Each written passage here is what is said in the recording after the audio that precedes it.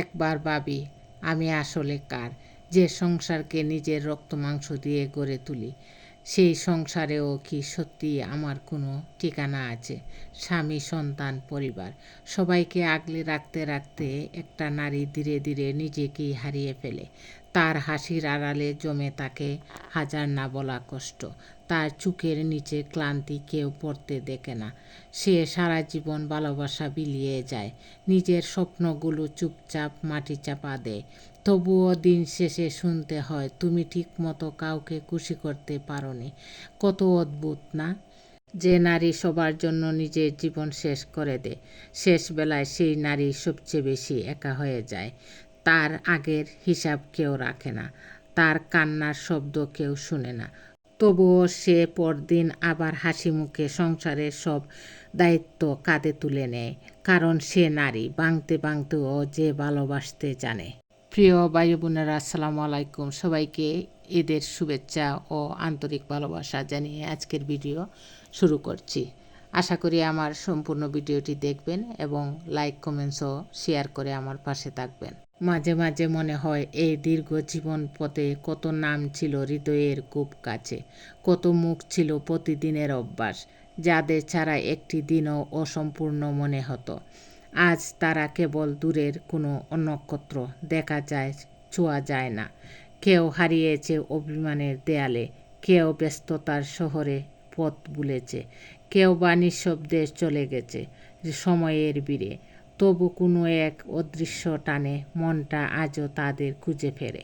হয়তো ফিরে পাওয়া হবে না, আর হবে না পুরনো দিনের পুনরাবৃত্তি, তবু স্মৃতিরা নীরব সঙ্গী হয়ে পাশাপাশি হেঁটে যায়।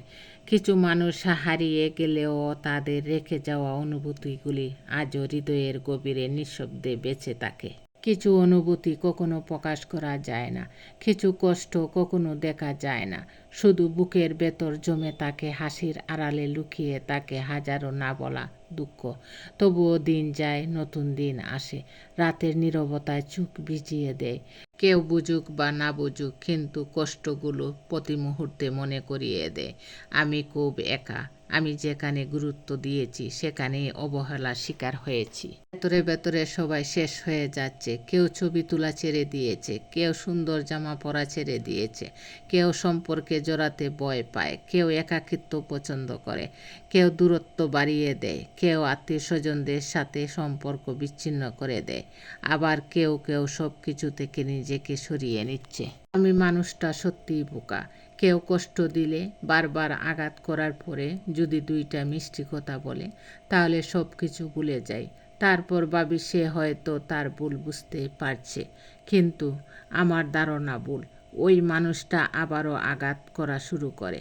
প্রয়োজন শেষ হয়ে গেলে অন্যদের মতো পারি প্রতিশোধ নিতে, না হলে আমি অনেক হাসি খুশি থাকতাম। এই ছোট্ট জীবনে মানুষকে ঠকায়েন না। মানুষের সরলতাকে দুর্বল ভেবে হয়তো সহজেই তাকে ঠকাতে পারবেন, কিন্তু সেই ঠকানোর ফল সারা জীবন ভোগ করতে হবে।